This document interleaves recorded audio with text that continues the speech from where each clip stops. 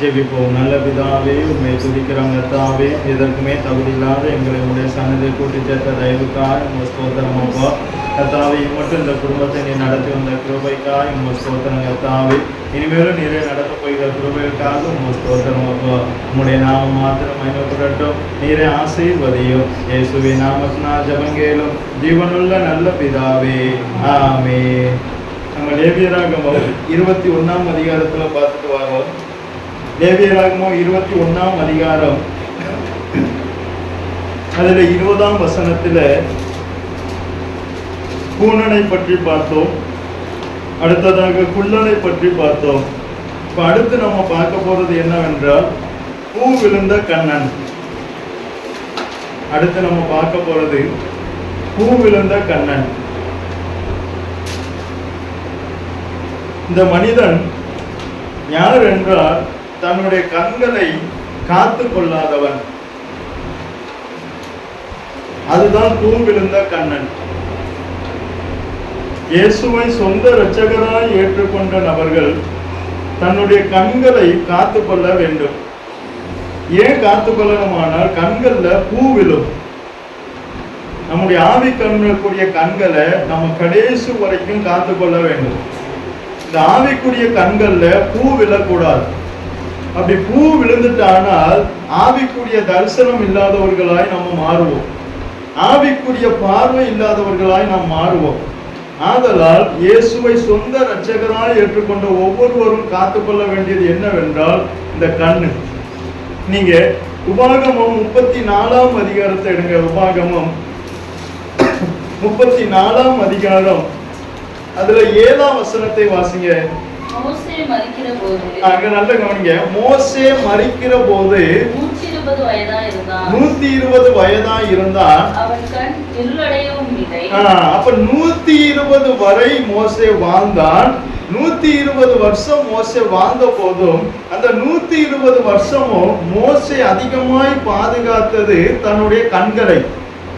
அந்த கண்களை அவன் இருளடைய விடவில்லை. 120 வருஷம் வாழ்ந்தாலும் அவன் அதிக முக்கியத்துவம் கொடுத்தது எதற்கானால் கண்களுக்கு. அப்ப இயேசுவை சொந்த இரட்சகராய் ஏற்றுக்கொண்டவர்களுக்கு ஆவிக்குரிய கண்ணை மிக மிக பாதுகாப்பாக பாதுகாத்து கொள்ள வேண்டும். காரணம், கண்ணு நல்லதையும் காணும், தீமையையும் காணும். இந்த கண்ணை நம்ம பாதுகாக்கும் போது தேவன் தந்த சரீரம், ஆவி, ஆத்மா, இந்த மூன்றையும் நம்ம காத்துக்கொள்ள முடியும். நம்ம எந்த அளவுக்கு ஆவிக்குரிய கண்ணை நம்ம காத்து கொள்கிறோமோ அந்த அளவுக்கு நம்முடைய சரீரத்தையும் நம்முடைய ஆத்மாவையும் நம்முடைய ஆவியையும் நம்ம காத்துக்கொள்ள முடியும். ஏன்னா சாத்தானுடைய டார்கெட் எங்கன்னா கண்ணுல தான். நீங்க வெல்டிங் அடிக்கிறவங்க பாருங்க, வெல்டிங் அடிக்கும் போது கண்ணை எதை மாட்டுவாங்க? நீங்க கைக்கு எதுவும் போட மாட்டாங்க, காலுக்கு எதுவும். ஆனா எதுக்கு போடுவாங்க? ஏன்னா இந்த கண்ணு ரொம்ப முக்கியம். சாத்தானுடைய டார்கெட் எது? கண்ணு தான் ரொம்ப டார்கெட் பண்ணுவான். நீங்க ஆதியாகமத்தின் புஸ்தகம் 3ஆம் அதிகாரம் 5வது வசனத்தை வாசிங்க. நீங்கள் இதை புசிக்கும் நாளிலே உங்கள் கண்கள் திறக்கப்படும் என்றும். அப்ப சாத்தான் டார்கெட் வைப்பது எங்க? ஆனால் கண்கள்ல, ஆவிக்குரிய கண்கள். ஆதாமுக்கும் ஏவாளுக்கும் இருந்த ஆவிக்குரிய கண்களால் அவர்கள் தங்களுடைய சரீரம், ஆவி, ஆத்மாவை பாதுகாத்து கொண்டு வந்தார்கள். ஆதாமுக்கு இருந்த ஆவிக்குரிய கண்களால் அவர்கள் தேவனுடைய மகிமையை கண்ணார கண்டு கொண்டு வந்தார்கள். அதனால் சாத்தான் அவர்களுடைய கண்களை டார்கெட் செய்து அந்த கண்களை முதலாவது இருளடைய பண்ணினார். சாத்தானுடைய டார்கெட் நம்முடைய ஆவிக்குரிய கண்களை இருளடைய வைப்பது.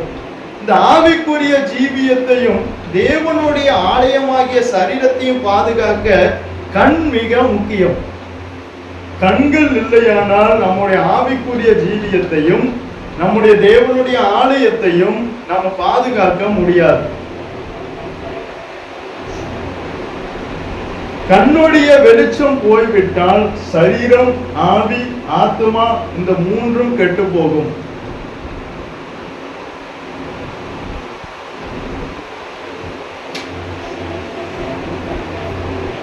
அப்போ 120 வருடம் மோசே தன்னுடைய கண்களை பாதுகாத்து கொண்டிருந்தது எதற்கு? ஆனால் தேவன் தனக்கு வைத்த ஆசீர்வாதத்தை காண்பதற்காகவும் தேவனுடைய மகிமையை காண்பதற்காகவும் மோசே தன்னுடைய கண்களை 120 வருடம் பாதுகாத்தார். தன்னுடைய கை எப்படி இருந்ததுன்னு தெரியல, தன்னுடைய கால்கள் எப்படி இருந்ததுன்னு தெரியல, ஆனா தன்னுடைய கண்களை அவன் இருளடைய விடலை. ஏன்னா அந்த கண்ணு ரொம்ப முக்கியம். கடைசி வரைக்கும் நம்முடைய கண்ணை நம்ம என்ன செய்யணும்? நீங்க யாத்திராகமம் 15ஆம் அதிகாரம் 25ஆம் வசனத்தை வாசிங்க. ஏன் மோசே கடைசி வரை கண்களை பாதுகாத்தார்? மோசே கர்த்தரை நோக்கி கூப்பிட்டான். மோசே கர்த்தரை நோக்கி கூப்பிட்டான். அப்பொழுது கர்த்தர் மோசேக்கு ஒரு மரத்தை காண்பித்தார். மோசேக்கு ஒரு மரத்தை காண்பித்தார். அப்ப கர்த்தர் நமக்கு சில வேளைகள்ல சில ஆசீர்வாதத்தை கர்த்தர் நமக்கு காட்டணும். அப்படி காட்டுவதற்கு நம்முடைய கண்ணை நம்ம பாதுகாத்துக் கொள்ளணும். இந்த கண்ணுல பூ விழுந்துட்டானால் இந்த கண்ணுல என்ன பார்க்க முடியாது? கர்த்தர் நமக்கு வைத்த ஆசீர்வாதத்தை, கர்த்தர் நமக்கு திறந்து தந்த ஆசீர்வாதத்தை நம்மளால காண முடியாது. மோசே ஏன் இத்தனை வருஷம் இந்த கண்ணை பாதுகாத்தார்? ஆனால் மோசேக்கு சில காரியங்களை கர்த்தர் காண்பித்து கொடுக்க வேண்டும். அதை காண்பித்து கொடுக்க வேண்டுமானால் அவனுடைய கண்கள் மிக முக்கியம். நம்முடைய கண்கள் கர்த்தருக்கு ரொம்ப தேவை. இந்த கண்கள் இல்லாவிட்டால் தேவன் வைத்த ஆசீர்வாதத்தை நம்மளால காணவே முடியாது. நீங்க ஆகார பாருங்க, ஆகாருடைய கண்களை கர்த்தர் திறந்தார். ஏன்னா வனாந்தரத்திலையும் ஆகாருக்கு கர்த்தர் ஒரு ஆசீர்வாதத்தை வச்சிருக்கார். அந்த ஆசீர்வாதம் தெரியாம அநேகர் என்ன செய்தோம்? தேவனிடத்துல முறையிடுதோம். ஆனா கர்த்தர் நமக்கு அங்கேயே என்ன வச்சிருக்கார்? ஆசீர்வாதத்தை வச்சிருக்கார். அதை நம்முடைய கண் காணணுமானால் என்ன செய்யணும்? நம்ம கண்ணு திறக்கப்பட்டிருக்கணும். அநேகம் நம்முடைய ஆவிக்குரிய கண்கள் திறக்கப்படாததுனாலதான் தேவன் வைத்த ஆசீர்வாதத்தை காண முடியல. கர்த்தர் ஆயத்தம் பண்ணினவைகளை ஒரு கண்களும் காணவும் இல்லை, காது கேட்கவும் இல்லை, இருதயத்தில் தோன்றவும் இல்லை. அப்படிப்பட்ட ஆயத்தம் பண்ண வைத்ததை நம்முடைய அதான் தேவனுடைய ஆவியோ எனக்கு அதை அப்ப அப்படிப்பட்ட கண் வேணும். அதான் ஆவிக்குரிய கண். தேவன் ஆயத்தம் பண்ண வைத்ததை நம்முடைய கண் காண வேண்டுமானால் நமக்கு ஆவிக்குரிய கண்கள் மிக மிக அவசியம். எத்தனை வருஷம் இந்த உலகத்துல இயேசுவை சொந்த இரட்சகராய் ஏற்றுக்கொண்ட அந்த வருஷத்திலிருந்து நம்ம எத்தனை வருஷம் இந்த உலகத்துல ஜீவிக்கிறோமோ அத்தனை வருஷமும் நமக்கு ஆவிக்குரிய கண்ணை ரொம்ப பாதுகாக்கணும். அதை பாதுகாத்தாதான் நம்முடைய ஆவிக்குரிய ஜீவியமும் நம்ம தேவனுடைய ஆலயமும் என்ன செய்யப்படும்? பாதுகாக்கப்படும். இல்லையானா இந்த சரீரம், ஆவி, ஆத்மா மூன்றும் கெட்டு போகும். ஆதாமும் ஏவாளும் ஆவிக்குரிய கண்களை பாதுகாக்காதனால சரீரமும் ஆவி ஆத்மா எல்லாமே எப்படி ஆயிட்டு? கெட்டு போச்சு. தேவன் கொடுத்ததை அவர்கள் பாதுகாத்து கொள்ள ஆவிக்குரிய கண்களை மிக மிக அதிகமாய் பாதுகாத்து கொள்ள வேண்டும். அந்த கண்ணு எக்காந்து கொண்டு இருளடைய கூடாது. நீங்க 1 சாமுவேல் 3ஆம் அதிகாரம் 1ஆம் வசனமும் 2ஆம் வசனமும் வாசிங்க.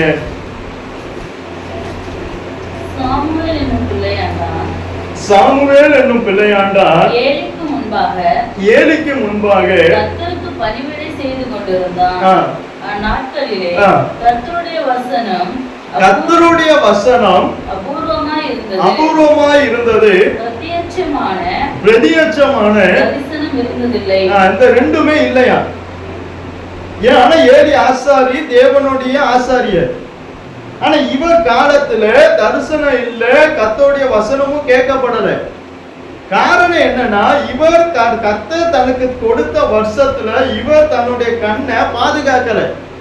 இவர் தன்னுடைய கண்ணை பாதுகாக்கறதுனால தரிசனம் கிடைக்கல, தேவனுடைய வசனம் கேட்கப்படல. 2ஆம் வசனத்தை வாசிங்க.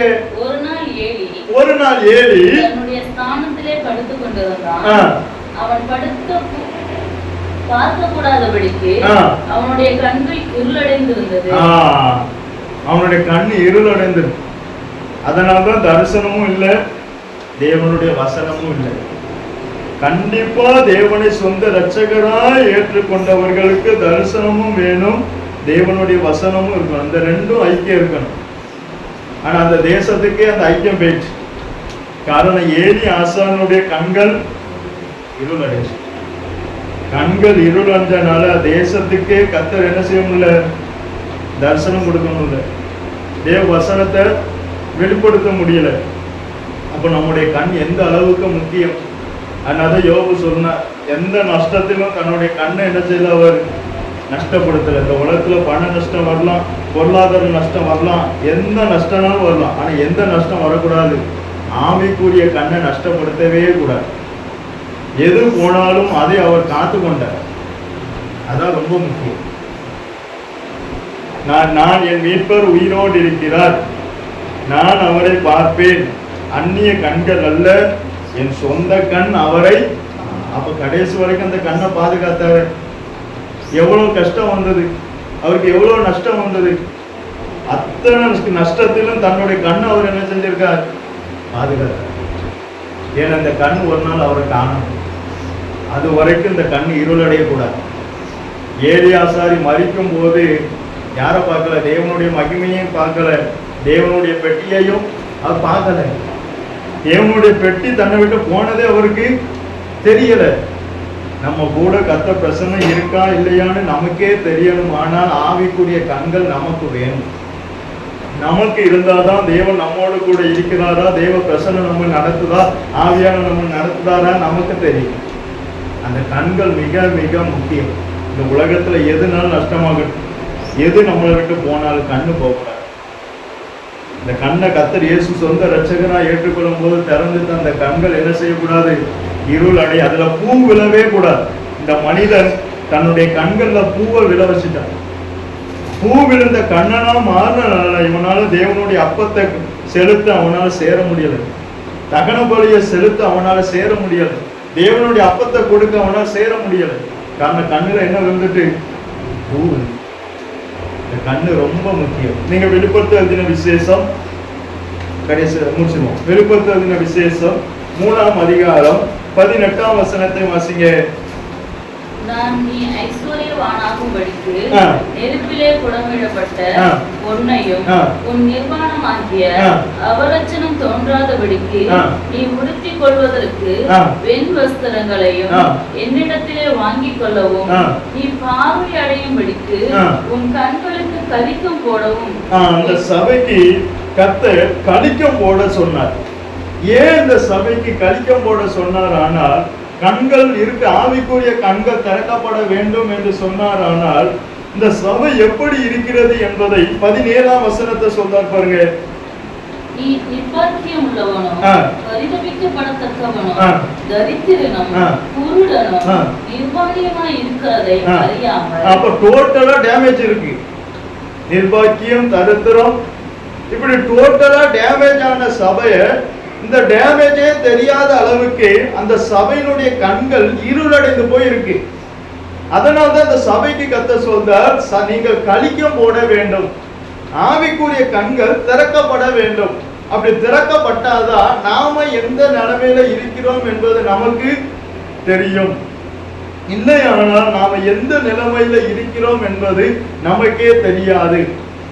ஆவிக்குரிய கண்கள் திறக்கப்பட்டால் மட்டும்தான் நாம் எந்த நிலைமையில் இருக்கிறோம் என்பதை நம்மளால அறிய முடியும். இல்லையானா நம்மளால அறிய முடியாது. கண்டிப்பா நமக்கு என்ன வேணும்? ஆவிக்குரிய கண்கள் வேணும். இந்த கண் இருக்கோ இல்லையோ, எந்த கண் வேணும்? ஆவிக்குரிய கண் வேணும். ஒரு தீர்க்கதரிசி வயசாயிட்டு அவர் கண் இருள் அடைஞ்சிட்டு, ஆனா ஒரு ஸ்திரீ வேஷம் மாதிரி உள்ள வந்தார். கரெக்டா சொல்ற, இந்த கண்ணு பைபிள் இருக்கு, இந்த கண்ணு இருள் அடைஞ்சிட்டு.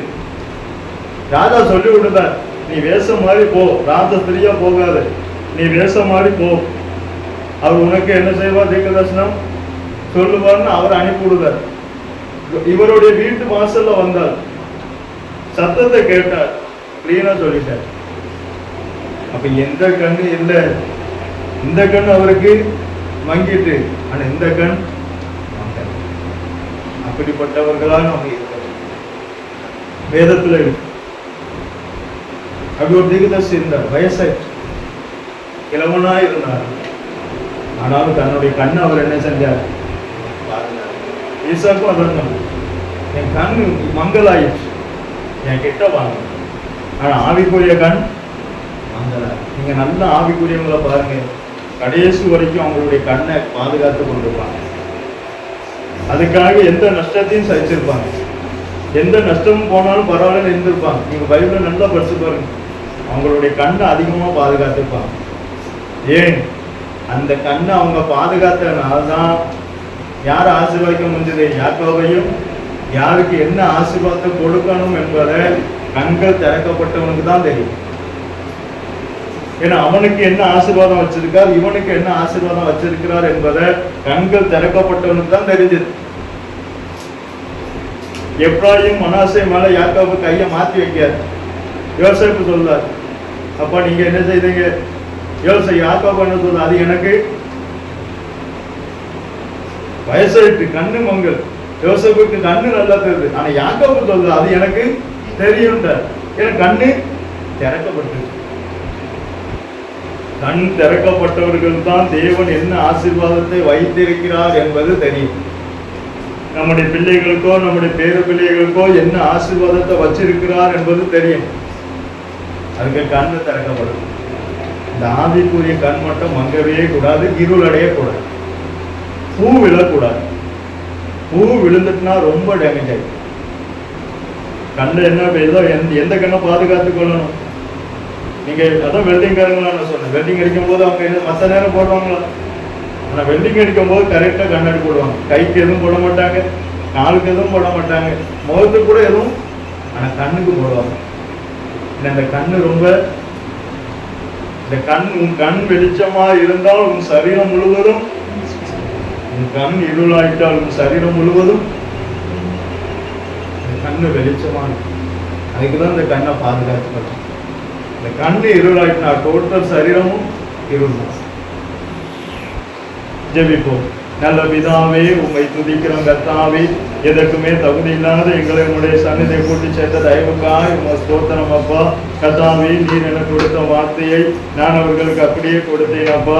அதெல்லாம் நான் பூமியிலே உண்மை மகிமைப்படுத்தினேன், இன்னமும் மகிமைப்படுத்த கிருபதாரும். கர்த்தாவே, வந்த ஒவ்வொருவரை நீர் ஆசீர்வதியும், உம்முடைய நாம மாத்திரம் மகிமைப்படட்டும். இயேசுவின் நாமத்தினால் ஜெபங்கேலும் ஜீவனுள்ள நல்ல பிதாவே, ஆமென். என் ஆத்துமாவே கர்த்தரை ஸ்தோத்திரி, என் முழு உள்ளமே பரிசுத்த நாமத்தை ஸ்தோத்திரி.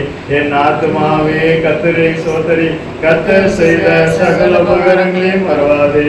ஆமென்.